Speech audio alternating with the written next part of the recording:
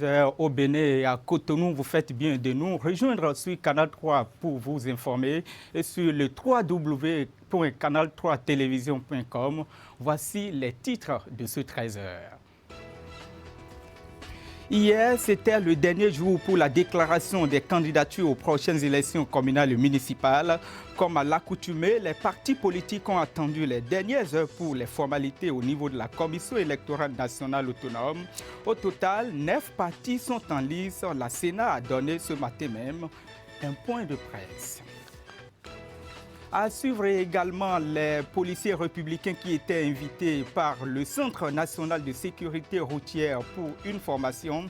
Le séminaire porte sur les enquêtes des accidents de circulation et le remplissage des bulletins d'analyse des accidents contractés. 1000 policiers sont attendus sur l'ensemble du territoire national. Enfin, l'ouverture d'un atelier de réflexion sur la gestion de l'eau potable à Parakou, organisé par l'institution de financement Meserior de l'Allemagne. Le projet entend faciliter l'accès à l'eau potable aux populations. Voilà pour le sommet. Bienvenue. Bonjour à tous. Hier, mercredi, c'était une véritable concourse contre la montre pour la déclaration des candidatures aux élections communales et municipales. Les partis politiques ont attendu les dernières heures pour le dépôt des 10 dossiers. Et au total, 9 partis sont sur la ligne de départ. La commission de vérification de la Sénat s'active donc pour étudier les dossiers déposés par les partis politiques. Le tout premier a fait sa déclaration est le bloc républicain aux environs de 21h. S'en est suivi le dépôt des autres formations politiques. Retour sur l'ambiance à la Sénat avec Ulrich Ekwegaba. Tous les partis politiques désireux de prendre part aux prochaines élections communales et municipales ont attendu les dernières heures fixées par la loi pour se présenter au siège de la Commission électorale nationale autonome, Sénat. C'est bien après 21h, heure locale, que la délégation du bloc républicain, conduite par le ministre d'État Abdoulaye Biotchane, ouvre le bal des déclarations de candidature. La candidature a été réceptionnée conformément aux dispositions réglementaires de la Sénat. Nous avons rempli les premiers registres et nos équipes vont rencontrer dans quelques instants les équipes de la Sénat pour examiner la complétude de notre dossier. Je veux saluer donc, le dispositif qui est mis en place par la Sénat pour l'accueil des candidats et dire que c'est encourageant pour le reste, pour notre pays et pour notre démocratie. Juste après le bloc républicain, 2 autres formations politiques ont suivi la danse. L'Union progressiste conduite par Christelle Hondonugbo et Force Cori pour un Bénin émergent FCBE de Paul Rompé. Nous venons de commencer la procédure. Nous sommes enregistrés à l'arrivée. Et la deuxième étape, c'est le tirage au sort donc, de l'équipe qui se chargera de l'étude de nos dossiers. Cela a été fait. Nous passons ici pour dire déjà que c'est une satisfaction pour nous. Ce qui a été fait déjà à l'interne à l'Union progressiste pour que nous nous portons aujourd'hui, ce soir, vers la Sénat. Et profiter de l'occasion quand même pour apprécier l'organisation mise en place ici par la Sénat. Tout est prêt. Nos dossiers sont au complet. Mais nous attendons quand même les observations de la Sénat. Sinon que nous sommes très confiants de ce que nous avons présenté de très bons dossiers. Et nous sommes également confiants et nous avons espoir que la suite sera bien organisée. Ils sont tous sereins, ils attendent le verdict de la Sénat. Mais en attendant le top du grand challenge municipal, l'ambiance est conviviale entre les mouvanciers et les opposants au siège de la Sénat. Et plusieurs autres formations politiques ont également déposé leur dossier de candidature à la Commission électorale nationale autonome. Pour la plupart d'entre elles, c'est la première fois qu'elles expérimentent la nouvelle loi électorale en vigueur. Nous allons revivre avec Ulrich Ekwegaba l'état d'âme dans lequel ces partis politiques ont déposé leur dossier et l'espoir qu'ils nourrissent pour les prochains jours électoraux. Les prochaines élections municipales et communales ne se feront pas sans Moël Bénet de Jacques Ayadji et MPL de Sabissira Korogoni.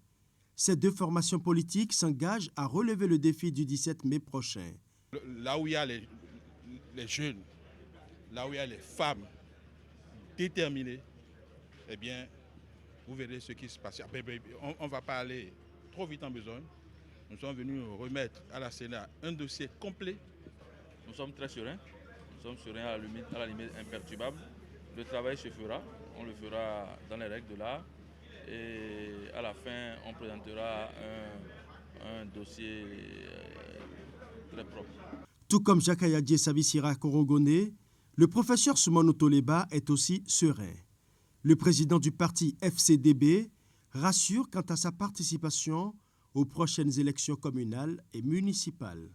Nous sommes effectivement venus avec une délégation de notre parti, Force Cori pour le développement du Bénin, et pour compétir à cette grande compétition nationale. Et nous sommes arrivés avec beaucoup de colis. Je crois que la procédure va commencer tout à l'heure. La délégation de l'UDBN était également au siège de la Sénat tard dans la soirée de ce mercredi 11 mars. Les émissaires de Claudine Prudencio sont persuadés que leurs dossiers de candidature ne souffriront d'aucune faille. Ça va finir très vite. Le dossier très bon, c'est bien ficelé. Donc pièce par pièce. Et donc voilà pourquoi nous venons en ce moment. Les prochaines élections municipales et communales vont également enregistrer la toute première participation d'une jeune formation politique. Il s'agit du Parti pour l'engagement et la relève père de Nathanaël Coty. Bien que jeune dans l'arène politique, il promet faire de son coup d'essai un coup de maître. C'est notre première expérience. Il faut commencer un jour. Il faut bien commencer un jour et je pense que le Parti pour l'engagement et la relève est bien prêt pour pouvoir affronter les élections communales et municipales dans la sérénité. Le dernier parti à franchir les portes de la Sénat à moins de 15 minutes de la fermeture du portail, c'est le PRD.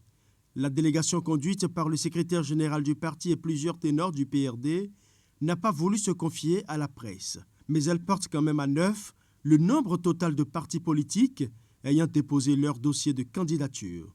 Le gros lot du travail revient désormais à la Sénat qui devra dépouiller, disséquer et même tamiser chaque dossier. Et on reste toujours dans l'actualité électorale, passer la clôture du dépôt des dossiers par les partis politiques désireux de prendre part aux élections communales et municipales. Quelle est maintenant la suite du processus conformément au code électoral en vigueur? Écoutons les explications de Georges Ochéré, directeur des études de la formation à la Sénat. Déjà à l'enregistrement des dossiers, les équipes qui sont en charge de cette activité-là s'assurent que les dossiers tels qu'ils sont confectionnés par les partis politiques sont au complet. C'est-à-dire qu'il faut s'assurer de la complétude de chaque dossier de candidature. Et vous le savez, la loi impose aux partis politiques de disposer, de faire enregistrer 3330 dossiers, soit la moitié, 3630 dossiers, c'est-à-dire la moitié en titulaire et l'autre moitié en ce qui concerne les suppléants. Donc l'équipe s'assure que chaque parti politique a respecté ce principe qui est celui édicté par l'article 177 qui dit que les partis politiques doivent proposer des candidats dans toutes les circonscriptions électorales. Et ici, en matière d'élection communale, la circonscription, c'est l'arrondissement. Ce qui fait le nombre de postes à pourvoir, c'est par rapport à ce nombre de postes-là qu'on détermine les candidats à proposer. Et quand ça là est fini, la loi permet aux partis politiques qui n'ont pas totalement finalisé leurs documents de revenir si l'étude au fond des dossiers montre qu'il y a des insuffisances, ce qui sera forcément le cas parce que nos partis politiques n'avaient pas cette habitude-là. Donc si on constate que des partis politiques ont présenté des dossiers incomplets ou des dossiers qui présentent des insuffisances, les partis sont invités dans les 72 heures qui suivent à corriger ces insuffisances-là pour être totalement enrôlés. Passé ce délai, évidemment, le parti ne pourra pas compétir pour les élections communales. Ce qui veut dire que concrètement, les 3 jours qui vont suivre, les équipes de la Sénat vont veiller pour étudier les dossiers reçus au fond. et pour pouvoir situer les partis politiques sur la recevabilité ou non de leur candidature à l'élection communale. Et je vous le disais en titre, le point de presse du président de la Sénat ce matin, même après la clôture des dépôts de dossiers, des précisions et des clarifications, étant des 9 partis ayant fait leur entrée à la commission électorale nationale autonome. Avant l'heure de clôture, seulement 4 se sont officiellement rapprochés des agents mis en place pour le dépôt proprement dit selon Emmanuel Tiando. Il donne en effet un dernier délai aux partis qui traînent encore le pas dans la cour de la commission. Comme vous le savez, nous avons annoncé l'ouverture de l'enregistrement des déclarations de candidature des partis politiques concernés depuis le 2 mars. C'est seulement hier, le dernier jour, que nous avons enregistré l'affluence des partis politiques. Ils sont au nombre de 9 à avoir franchi le portail de la Sénat avant l'heure fatidique de minuit. À ce jour, nos équipes sont à pied d'œuvre pour procéder à l'examen de l'ensemble de ces déclarations de candidature. Nous avons mis en place 16 équipes. Donc, en principe, tous les partis politiques devraient se trouver en face de ces équipes d'enregistrement. Malheureusement, il n'y a que 4 partis politiques qui se soient présentés à nos équipes. Et les dossiers de déclaration de ces partis politiques sont en cours d'examen. Les 5 autres partis ne se sont pas du tout présentés devant les équipes pour des raisons que nous ignorons. Je ne vais pas citer le nom de ces partis. Qu'au nombre de ces partis, il y en a qui disent qu'ils sont prêts et qu'ils attendent que la Sénat les reçoive. Non, ils ne sont pas prêts. S'ils sont prêts, ils n'ont qu'à se présenter. Nos équipes sont là. Vous les voyez dans la cour en train de regarder encore leurs dossiers et ils disent qu'ils sont prêts. Ils ne sont pas prêts. S'ils sont prêts, ils n'ont qu'à se présenter. Nos équipes sont là et ces équipes les attendent. Dans tous les cas, nous ne pouvons pas indéfiniment ouvrir la liste du dépôt des dossiers de candidature au-delà de ce que la loi dit. La loi prévoit que l'enregistrement des candidatures prend fin hier, mercredi 11 à minuit. Il se fait malheureusement que certains partis politiques sont encore en train de regarder, de confectionner leurs dossiers à l'intérieur de la Sénat. À la Sénat, la loi nous oblige à délivrer le récépissé définitif aux partis politiques après 8 jours d'examen du dossier, pour qu'ils puissent éventuellement procéder aux corrections nécessaires. Alors, si tous les partis des partis politiques ne se présentent pas devant nos équipes, ça veut tout simplement dire que nous serons en retard. Or, nous n'avons pas envie d'être en retard. C'est pour ça que je voudrais profiter de vos micros pour adresser un dernier appel à ces partis politiques qui sont encore en train de traîner dans la cour de la Sénat pour leur dire tout simplement qu'à 16 heures, nous allons procéder à la fermeture des bureaux du portail de la Sénat et nous allons leur demander tout simplement de nous laisser travailler. S'ils ne sont pas prêts, eh bien, qu'ils aillent présenter leur dossier ailleurs, mais pas à la Sénat. À l'instant, c'était Emmanuel Tiando, président de la Commission électorale nationale autonome. Toute autre chose maintenant dans ce 13h, la paix doit être ancrée pendant cette période électorale. C'est le message que véhicule la Fondation Malem Hodsso. Les membres de cette fondation étaient à Parakou pour la sauvegarde de la paix. C'était à la mosquée centrale de Parakou autour de la communauté musulmane. Daryl Medeganfagla. Une grande prière pour implorer la grâce d'Allah sur le Bénin pour la préservation de la paix. L'initiative émane de la Fondation Malem Hodsso qui entame ainsi une tournée dans toutes les communes du Bénin. L'objectif est de véhiculer des messages de paix en cette veille des élections communales et municipales. À l'étape de Parakou, les membres de la Fondation Malem Hodsso ont choisi la mosquée centrale de Yebouberi pour faire passer le message. En ce qui nous concerne à la Fondation Malem Hodsso, nous prônons la paix dans tout le Bénin. Après les grandes mosquées, nous allons parcourir aussi les temples. Je parle des églises. Ça va commencer d'ici la semaine prochaine. La paix n'a pas de prix. Et nous avons constaté que Parakou est une ville de paix. Parakou, vraiment, je suis jaloux.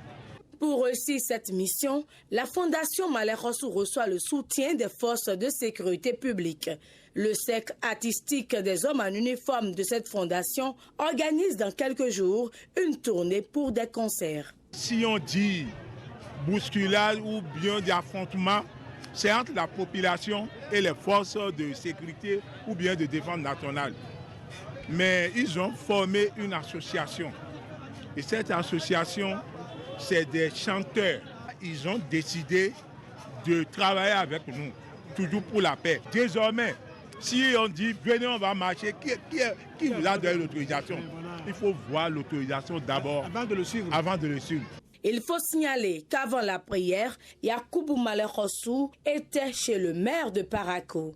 À cette occasion, Charles Toko a été félicité pour ses nombreuses actions en faveur de la paix, notamment lors des élections post-législatives dernières. La paix au Bénin n'est pas menacée.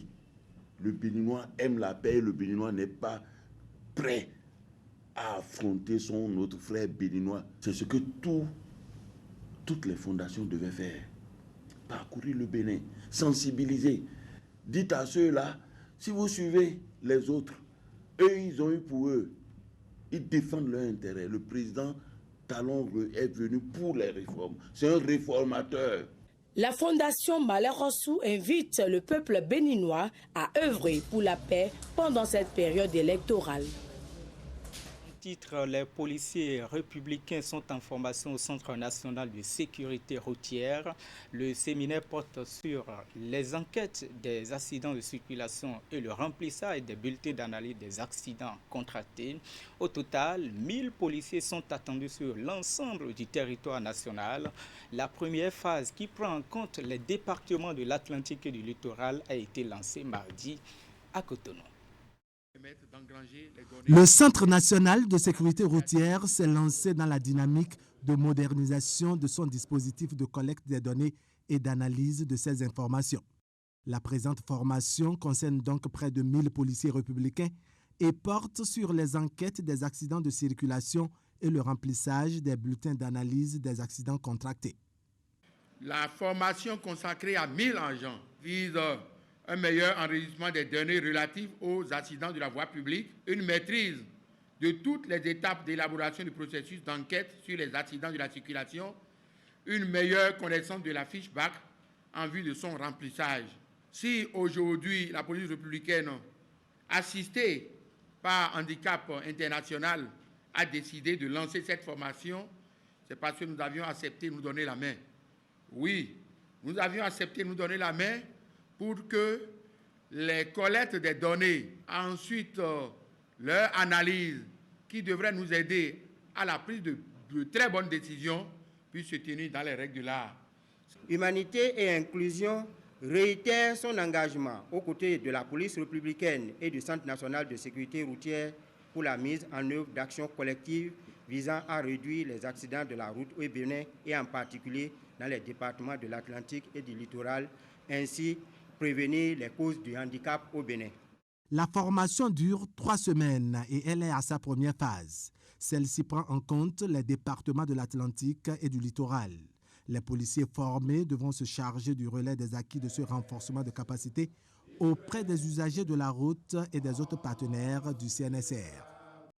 Le ministère du numérique et de la digitalisation accueille un nouveau partenaire pour sa révolution. Il s'agit du groupe Nippon Electronic Corporation. C'est bien pour partager son expertise, mais aussi son savoir-faire. Tout a été officialisé mardi par la signature d'un mémorandum d'entente. Narcisse Alossé, Moufid Saboua.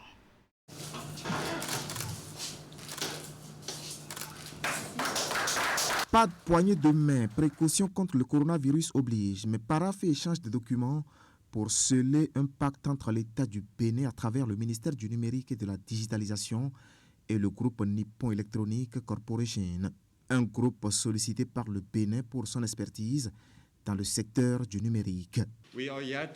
Nous sommes ici pour soutenir le ministère du numérique et de la digitalisation dans l'exécution du programme d'action du gouvernement. Tout en remerciant de la confiance placée sur la société japonaise, je voudrais aussi assurer Madame le ministre du numérique et de la digitalisation de notre disponibilité à accompagner la société ici afin que la mission que vous lui confiez soit exécutée de manière exemplaire. Le mémorandum d'entente et de coopération numérique signé favorisera surtout la mise en œuvre de projets numériques dans les domaines de la digitalisation des entreprises sectorielles, de la dématérialisation des procédures, de la fourniture des solutions digitales, d'infrastructures et de modèles économiques pour la connectivité rurale. Il ne me reste plus qu'à dire que la balle est dans notre camp, dans le camp du ministère, dans le camp des agences, dans le camp de NEC, pour que nous puissions donc formaliser, matérialiser, concrétiser ce protocole d'accord en projet. Et je vais profiter donc de cette cérémonie pour faire un appel à l'investissement, appel à tous les groupes, toutes les entreprises justement qui sont désireuses d'établir des partenariats avec le Bénin dans le secteur du numérique, leur dire que notre pays est un pays ouvert au partenariat, ouvert à l'investissement, et notamment dans le secteur du numérique. Nous sommes fin prêts, nous sommes dans une vraie révolution et nous accueillons à bras ouverts toutes les entreprises désireuses d'établir ce type de partenariat avec nous. Un appel lancé pour donner de la consistance à la révolution numérique amorcée depuis peu par le Bénin. L'industrie japonaise de l'informatique et de la technologie, elle, partage depuis plusieurs années son expertise avec beaucoup de continents, dont l'Afrique. Situer les populations sur le niveau de mise en œuvre des actions du gouvernement dans toutes les 117 communes du Bénin, en particulier à Parakou, c'est ce qu'on peut retenir de l'acte 3 de l'initiative gouvernement au contact des populations dans la cité des Koborou. La rencontre a permis au porte-parole du gouvernement, Alain Orula, d'expliquer aux Parakouas ce que la ville a bénéficié d'une grande partie des investissements du programme d'action du gouvernement. Les détails, René Seglo. Faire le point des réalisations du programme d'action du gouvernement, c'est l'objectif de cette descente du ministre porte-parole du gouvernement à Parakou. Alain Orunla est venu donner la bonne information à travers son initiative Gouvernement au contact des populations, GPC. Pourquoi le GCP maintenant, pendant qu'on travaille et qu'on ne parle pas, eh bien, il faut bien qu'il y ait des mauvaises herbes qui occupent le terrain. Il est temps de mettre un terme à cette désintoxication en venant s'expliquer directement auprès des populations, surtout que, après plus de 2 années de mise en œuvre et d'exécution du programme d'action du gouvernement, les résultats sont là, perceptibles, palpables. Occasion pour le maire de Parakou de dresser un bilan des actions du gouvernement au profit de la ville de Parakou depuis l'avènement du président Patrice Talon. Les supporters du gouvernement du président Patrice Talon à Parakou n'ont plus peur de parler. puisqu'ils ont de la matière aujourd'hui. De 2016 à ce jour, les actions déjà réalisées à Parakou se chiffrent à peu près à près de 40 milliards de nos francs. Je veux citer l'achèvement des travaux de contournement et de traversée de la ville qui ont coûté 30 milliards. Les travaux d'alphatage, j'en finirai après avoir rassuré que les actions connexes des travaux de contournement et de traversée de la ville démarreront incessamment d'un montant total avoisinant les 20 milliards. De son côté, la population a salué les réalisations du gouvernement avant de faire part de quelques doléances. Il s'agit entre autres du chômage, de la construction d'un second terrain de football et d'une grande salle de conférence. Le ministre a promis des réponses dans un court délai. Ces préoccupations lui sont transmises, c'est qu'elles auront réponse. Il est en effet évident pour tous ceux qui voyagent à travers le Bénin et à travers le monde d'ailleurs, que notre pays, en l'espace de 2-3 ans, a changé de visage. La mission du gouvernement, c'est de travailler dans l'intérêt des populations. Mais c'est aussi de rendre compte aux populations de ce qui se fait dans leur intérêt, d'être attentif après l'expression du suffrage aux observations des populations, en tenir compte pour corriger, éventuellement améliorer ce qui se fait. Après cet exercice dans la cité des Kobourou, le ministre de la Communication et de la Poste est descendu dans plusieurs autres communes du Borgou pour passer le même message. Et toujours dans la cité des Kobourou, ouverture lundi dernier d'un atelier de réflexion sur la gestion de l'eau potable à Parakou, organisé par l'institution de financement misérieur de l'Allemagne.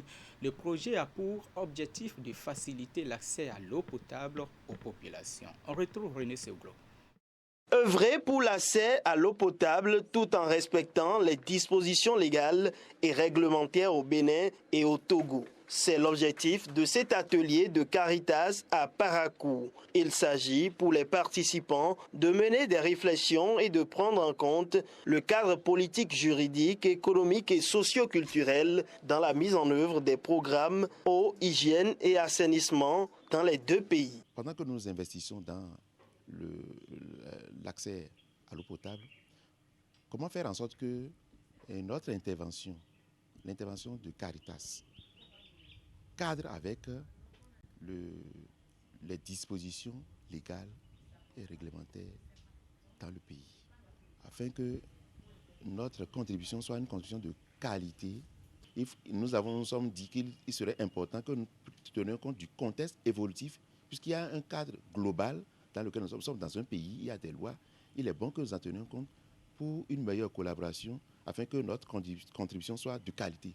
En fait, c'est de ça qu'il s'agit. Ce n'est pas qu'un problème particulier se pose, mais nous voulons nous mettre en phase. Pendant 5 jours, plusieurs activités et communications sont prévues pour améliorer la qualité des interventions de Caritas au Bénin et au Togo. Une démarche qui vise l'atteinte des objectifs de développement durable.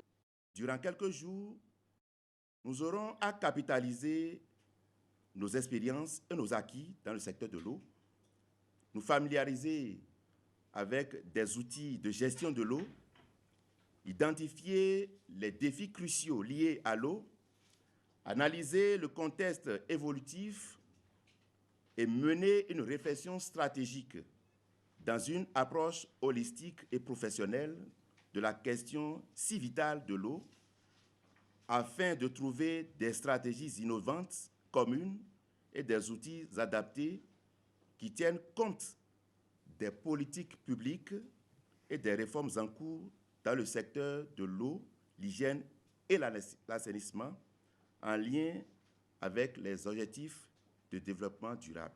Au cours du lancement de cet atelier, un accent particulier a été mis sur la bonne gestion de l'eau potable. Le constat de Caritas révèle que ce liquide vital est gaspillé par endroits sur la planète pendant que d'autres en manquent cruellement. Une œuvre sociale dans ce journal, la Jamaat islamique Ahmadiyya reste fidèle à ses engagements de soutien aux populations les plus démunies. En témoigne l'organisation dimanche d'une campagne de consultation gratuite et de distribution des médicaments à l'endroit des populations de Parakou et environ. L'opération s'est déroulée à l'hôpital Ahmadiyya de Parakou. Reportage. La Jamaat islamique Ahmadiyya, comme à ses habitudes, apporte encore du soutien aux populations de Parakou et environ. À l'occasion des journées portes ouvertes à l'hôpital Ahmadiyya de Parakou ce dimanche 8 mars 2020, elle organise une campagne de consultation gratuite et de distribution de médicaments aux populations. Il s'agit d'une campagne de gratuité qu'on est en train de faire pour dépister gratuitement l'hypertension artérielle, le diabète, l'hépatite B, les nodules du sein, le cancer du col de l'utérus, l'hypertrophie prostatique, les cas de hernie inguinale ou inguinoscrotale ou encore les autres formes de hernie qu'on peut dépister. Et on profite aussi pour voir les surpoids. Donc à la fin, on a même prévu des échographies obstétricales à toutes les femmes qui vont passer. On va leur faire ça gratuitement. Ainsi que des échographies pelviennes aussi qu'on va faire gratuitement à nos patientes qui vont peut-être choisir passer pour ces journées de gratuité. En dehors de ça, on distribue des médicaments génériques à tous nos patients qui sont passés selon les pathologies qu'on a détectées chez eux. L'opération se déroule gratuitement à l'hôpital Ahmadiyya de Parakou avec des équipes de médecins et infirmiers mobilisés pour faire face à l'affluence observée. Aujourd'hui, on regarde le nombre. Il y a des médecins. Tout à l'heure, on travaille avec 3 médecins. Mais si on voit que le nombre... Parce qu'on a déjà averti des collègues pour dire qu'on peut avoir besoin de vous à tout moment. Donc si on voit que le nombre devient de plus en plus impressionnant et on ne va pas les faire trop attendre, on les appelle et viendront renforcer. Cette campagne, qui n'est pas la première de la communauté islamique Ahmadiyya, réjouit les hommes et femmes qui effectuent le déplacement de l'hôpital. Ils décernent leur satisfaction pour non seulement l'initiative de gratuité, mais également la qualité de l'opération. Bon, j'ai dépensé 0 franc. 0 franc. Pour ça, je les encourage et je félicite l'initiative. Depuis le matin, les gens viennent, ils s'en vont, ils sont en train de parler bien de l'initiative. Je les encourage beaucoup dans leur travail parce que j'ai beaucoup apprécié. Pour la seule journée, plus d'une centaine de personnes sont déjà reçues dans la matinée et le nombre augmente au fur et à mesure que la journée avance. Et pour boucler, une note de culture et d'histoire, c'est une initiative qui vise à valoriser l'héritage des Amazones, une histoire que vous connaissez certainement à Abomey. Elle est organisée par l'association Jeunesse Prospective Groupement. L'événement dénommé les Trophées Agodié est à sa 15e édition. Imet Hélène Amousson. Les Trophées Agodié. L'événement a rassemblé des festivaliers venus de divers horizons et intervenant dans plusieurs domaines. C'est une initiative de l'association Jeunesse Perspective Regroupement JPG qui vise à célébrer les Amazones qui sont de braves guerrières de l'époque des rois de Dahomey. Considérant la disparition de nombreux éléments du patrimoine matériel, immatériel au Bénin, l'association Jeunesse Perspective Groupement mène depuis 2000, entre autres projets d'activités de sauvegarde, de valorisation et de promotion de ce patrimoine dans les différents départements. Ce festival à Agodié est organisé autour d'un rencontre scientifique avec les experts qui traiteront du patrimoine culturel autour des Agodié. Organisé autour d'une rencontre scientifique, le festival Agodié est aussi dédié à ces femmes qui ont fait de grandes choses en Afrique et particulièrement au Bénin. L'édition de cette année est centrée sur la reine Tassi Hangbe à travers la projection d'une séquence du film intitulé Tassi Hangbe, conte-moi l'histoire des Amazones. Un pan de l'histoire de vie de cette reine a été révélé au grand public. En plus de la série de documentaires, les participants ont aussi échangé sur le thème « Comment valoriser l'histoire et l'héritage culturel des Amazones à travers les outils pédagogiques ».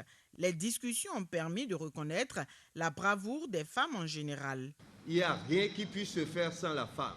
La force des Amazones, leur abnégation, leur détermination doivent être traduites au quotidien pour que les jeunes femmes d'aujourd'hui, qui sont des femmes leaders, s'en approprient pour transformer nos sociétés. Cadre de célébration culturelle et de reconnaissance de mérite, la rencontre a été l'occasion de récompenser le travail de nombre de femmes reconnues comme leaders. Avec elles, d'autres hommes ont aussi été distingués pour leur combat aux côtés des femmes. J'invite la jeune génération à être des femmes responsables, retenir qu'on a de la valeur. Et la valeur est dans le travail, dans l'éthique, dans le respect de tout un chacun. Rappelons que depuis 2000, l'association JPG a procédé à de nombreux recensements ethnographiques, lesquels lui ont permis de mettre en place des réseaux d'experts nationaux et internationaux. Ces activités ont été complétées par d'autres réalisations visant à perpétuer l'héritage des Amazones encore appelé Agodji. Et c'est la fin de cette grande édition de la mi-journée sur votre chaîne préférée Canal 3 Bénin. Vous pouvez retrouver l'ensemble des informations développées sur votre téléphone. Il suffit tout simplement d'aller sur notre site web, je vous le rappelle, le www.canal3television.com. D'ici là, portez-vous bien, à demain avec le même plaisir.